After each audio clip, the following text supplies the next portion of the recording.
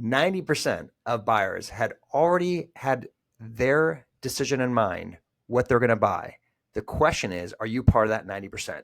If you want a scalable marketing process, you're going to make sure you get earlier in that funnel, not just the point where they're getting ready to buy themselves. Today, we have Ed Locher of Holistic Marketing to share on $4 million strategies, the best 4 minutes in business, for great tips on how to improve and scale your business. Cool. Thanks for the opportunity. So lead gen, a lot of people break down lead gen into MQL creation. And I think that's a huge mistake, because what it does is it puts marketing in a box, and it really limits them to the promotion component of the 4 Ps, right? And in the last 5 or 7 years, particularly in the B2B SaaS space, that has resulted in digital advertising primarily to create MQLs. And lead gen is much bigger than that. It is about all 4 Ps, right? Product, pricing, placement, and promotion. And by that, it also means leading with empathy and really understanding your customer.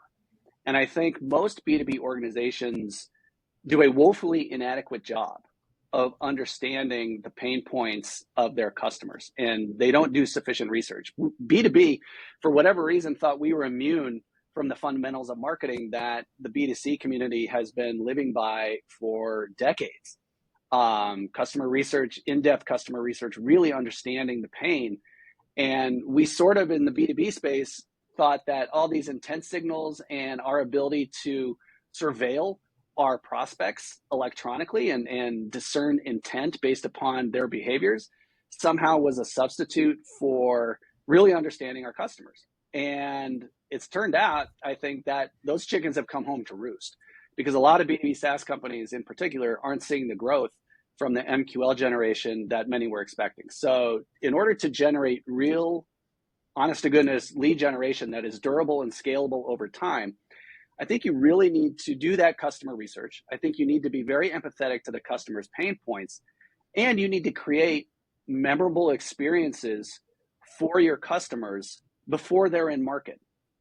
So what I mean by that is the category entry point. Nobody buys anything until there is a sufficient need that has been demonstrated to them where the pain of the status quo is no longer tolerable. And until the customer reaches that, and many factors, very dynamic environment contribute to when that customer reaches that category entry point. And very little it has to do with the B2B marketing machine, right? Nobody shows up at work, reads an email, and decides to buy $30,000 worth of software. It just doesn't work like that. And so creating this memorable experience and an emotional connection with your buyers through in-depth customer research and empathy is the way to create demand gen.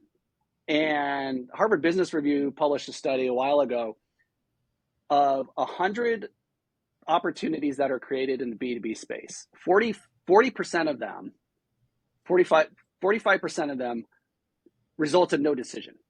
Nobody buys anything. Of the remaining 55 that actually do go through the completion of the purchase, 50 of the 55 are made with vendors that were top of mind when they entered the buying process. So if you are trying to time your demand gen efforts on putting a interesting, fun message right in front of the buyer at the moment they enter that category entry point, you have a 5% chance of actually winning that deal.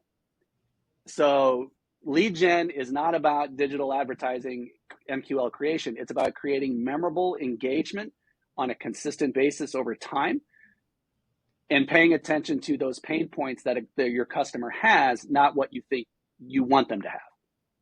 All right, that was perfect. Thank you. Ed, look, thank you so much for being a part of $4 Million Podcast.